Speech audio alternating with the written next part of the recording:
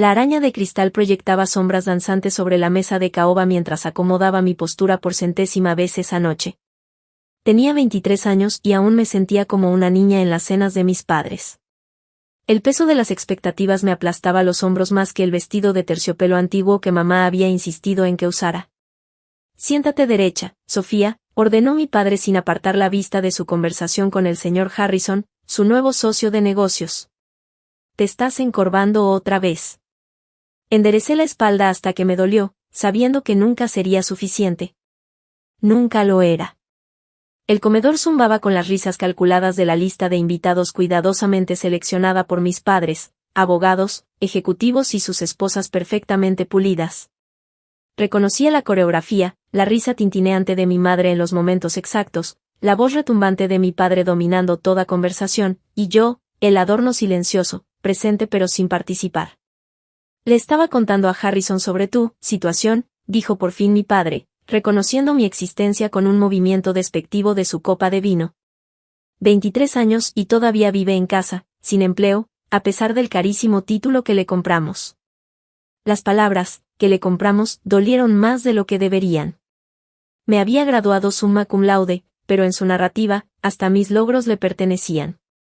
He estado aplicando, alcancé a decir, pero la mano de mi padre golpeó la mesa, haciendo saltar la cubertería. «Excusas», escupió. «Siempre excusas contigo».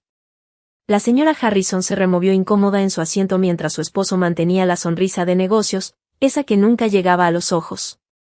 Los demás invitados, los Thompson, los Weaver y el socio principal de mi padre, el señor Castellano, siguieron comiendo como si nada. Ya habían presenciado escenas así antes. «Marcus», ronroneó mi madre, su voz empalagosa, «quizá deberíamos hablar de esto después». Pero reconocía ese tono. No era defensa, era distracción.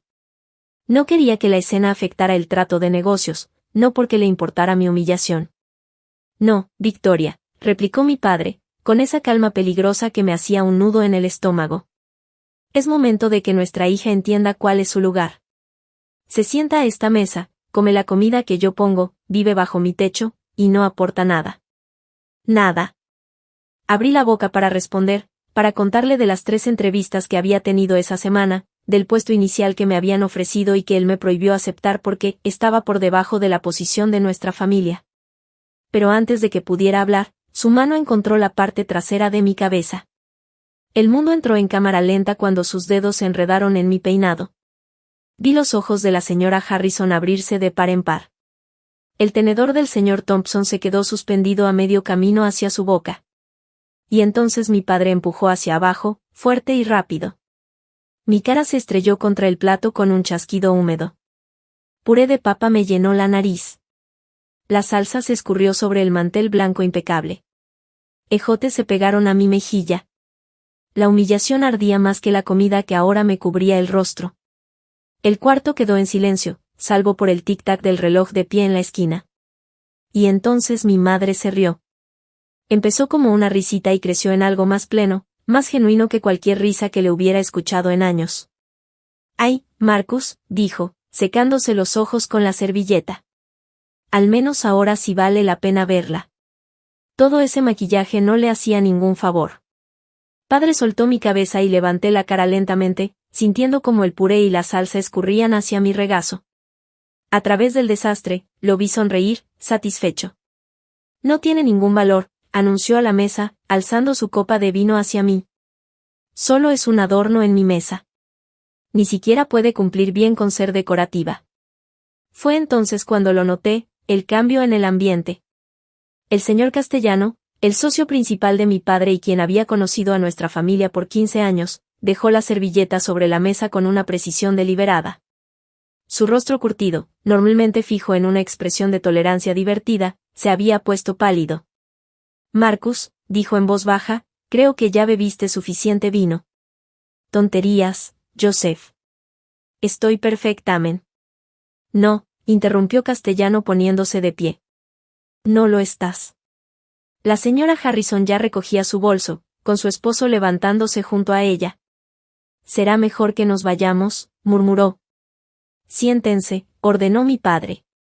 «Ni siquiera hemos servido el plato fuerte». Pero Castellano no lo escuchaba. Rodeó la mesa hacia mí, sacando su pañuelo. Toma, hija, me dijo con suavidad, ofreciéndomelo. La bondad en su voz casi me rompe. ¿Qué estás haciendo, Joseph? La voz de mi padre adoptó un filo peligroso. Lo que debía haber hecho hace años, replicó Castellano, girándose hacia él. He visto cómo humillas a esta joven demasiadas veces, excusándote con que es disciplina estricta. Pero esto, señaló mi cara cubierta de comida. Esto es abuso, Marcus. Puro y simple. ¿Cómo te atreves? ¿Qué cómo me atrevo? Alzó la voz Castellano. ¿Cómo te atreves tú? Es tu hija, no tu propiedad. Y tú, Victoria, se volvió hacia mi madre, que había dejado de reír, qué vergüenza. Qué vergüenza de los dos. Los Thompson también se pusieron de pie. La señora Thompson dio un paso hacia mí, pero me encogí, avergonzada y abrumada. Estás exagerando, dijo mi padre, aunque su voz ya no sonaba tan imponente. Son asuntos de familia. Ya no más, intervino el señor Harrison, sorprendiendo a todos. Castellano tiene razón. Esto es imperdonable. Miró a mi padre con asco apenas disimulado. Llevamos 3 meses en negociaciones, Marcus, pero no haré negocios con un hombre que trata así a su familia. Considera nuestro trato cancelado. El rostro de mi padre se tornó púrpura. No puedes. ¿Esto es ridículo? ¿Todo por un simple accidente en la cena? ¿Accidente? La voz de la señora Harrison fue cortante. ¿Agrediste a tu hija frente a nosotros y esperas que lo aplaudamos? Me puse de pie con las piernas temblorosas, la salsa aún escurriendo por mi barbilla. El cuarto giraba un poco, pero me obligué a mantenerme erguida. Años de silencio, de aguantar, de ser la hija adorno perfecta, todo se cristalizó en ese momento. Tienes razón, papá, dije, mi voz más firme de lo que esperaba. Soy solo un adorno para ti. Un adorno decepcionante y sin valor. Miré a mi madre, que evitaba mis ojos. Y para ti, soy competencia. Alguien más joven que te recuerda todo lo que tienes miedo de perder. ¿Cómo te atreves? Empezó mi madre, pero yo aún no había terminado. Me atrevo porque ya terminé. Terminé de ser su saco de boxeo, su decepción, su adorno. Me limpié la cara con el pañuelo del señor Castellano, sin importarme que lo empeorara. Ese trabajo que me prohibiste aceptar, el que estaba por debajo de nosotros, lo voy a tomar. Y me voy a mudar. Esta misma noche. Padre rió, pero su risa sonó hueca. ¿Con qué dinero?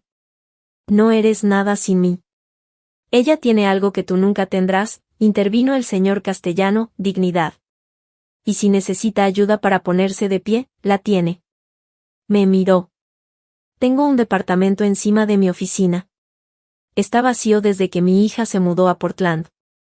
Es tuyo si lo quieres, sin renta, hasta que te estabilices. Los ojos se me llenaron de lágrimas, mezclándose con la salsa que aún me manchaba las mejillas. Señor Castellano, no podría. Si puedes, y lo harás, dijo con firmeza. Luego, en voz más alta, dirigiéndose a mis padres, y si alguno de ustedes dos intenta meterse en su vida de ahora en adelante, me aseguraré de que toda la ciudad sepa exactamente qué clase de personas son. Cada cliente, cada miembro del club, cada junta de beneficencia. Los Weaver, que habían estado callados hasta ese momento, también se pusieron de pie. Nos vamos también, anunció el señor Weaver. Y Marcus, no esperes vernos en el club nunca más. Vamos a presentar una queja formal por lo que ocurrió esta noche. Uno por uno, comenzaron a salir, cada pareja deteniéndose a darme palabras de apoyo o un toque amable en el hombro. La señora Thompson deslizó una tarjeta de presentación en mi mano. Dirijo un refugio para mujeres, susurró. Si necesitas algo, lo que sea, llámame. Pronto quedamos solo los tres en el comedor que había albergado tantas noches horribles como esa, aunque ninguna tan dramática.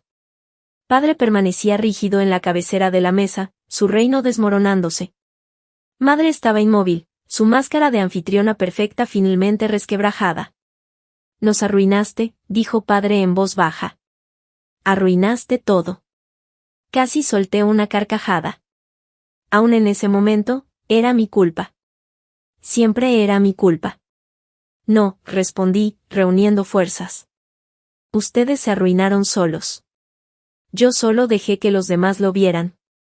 Salí del comedor, mis pasos haciendo un ruido húmedo por la comida que se había escurrido en mis zapatos.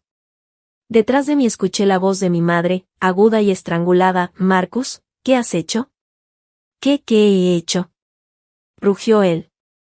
«¿Qué hiciste tú, sentada ahí riéndote como una tonta?». Su pelea me siguió por las escaleras mientras aventaba ropa en una bolsa, sin importarme qué agarraba. Me temblaban las manos al empacar, pero mi determinación no se movía. 23 años de esto. 23 años de ser menos que humana en sus ojos. Cuando bajé con mi bolsa improvisada, encontré al señor Castellano esperándome en la puerta. Había regresado por mí. ¿Lista?, preguntó con suavidad. Asentí, sin confiar en mi voz.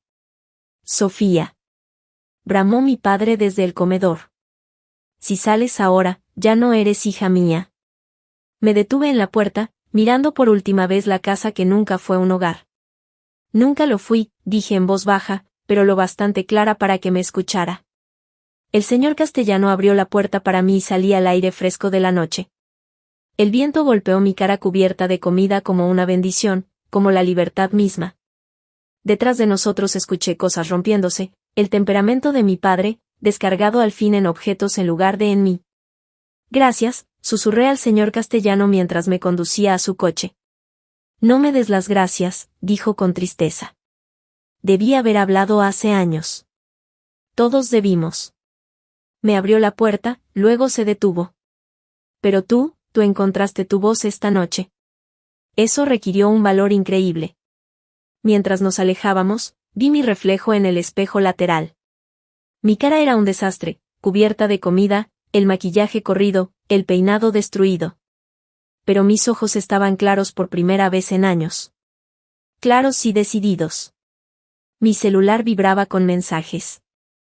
Los Harrison, ofreciendo apoyo. La señora Thompson, reiterando su oferta de ayuda. Incluso los Weaver, pasando el contacto de un abogado amigo, por si acaso. Estas personas, que yo había creído cómplices por su silencio, al fin habían visto suficiente. Y cuando tuvieron que elegir, eligieron ponerse del lado correcto. Eligieron ponerse de mi lado. El departamento sobre la oficina del señor Castellano era pequeño pero limpio, amueblado de manera sencilla pero cómoda. Mientras me lo mostraba, mencionó casi al pasar: «Tenemos una vacante para asistente legal, si te interesa. No pagan mucho, pero es un trabajo honesto, y podrías aprender bastante». Asentí, abrumada por su bondad. Me encantaría. Me dejó con las llaves, su información de contacto y la promesa de pasar mañana. De pie en mi nuevo espacio, mi propio espacio, por fin me permití llorar. No lágrimas de tristeza ni de humillación, sino de alivio. De liberación. La comida se había secado en mi cara y debía verme ridícula, pero me sentía más yo que nunca. Pensé en mis padres, ahora solos en su casa perfecta con sus cosas perfectas, probablemente ya inventando una versión para explicar la salida de sus invitados. Se pintarían como víctimas, y a mí como la hija ingrata que armó un escándalo. Pero la verdad ya había quedado expuesta, frente a testigos que importaban. Sonó mi celular. El número de mi padre. Lo rechacé y lo bloqueé. Luego el de mi madre. También bloqueado. Mañana empezaría de nuevo. Aceptaría ese trabajo, por debajo de mí, que me habían ofrecido. Trabajaría con el señor Castellano.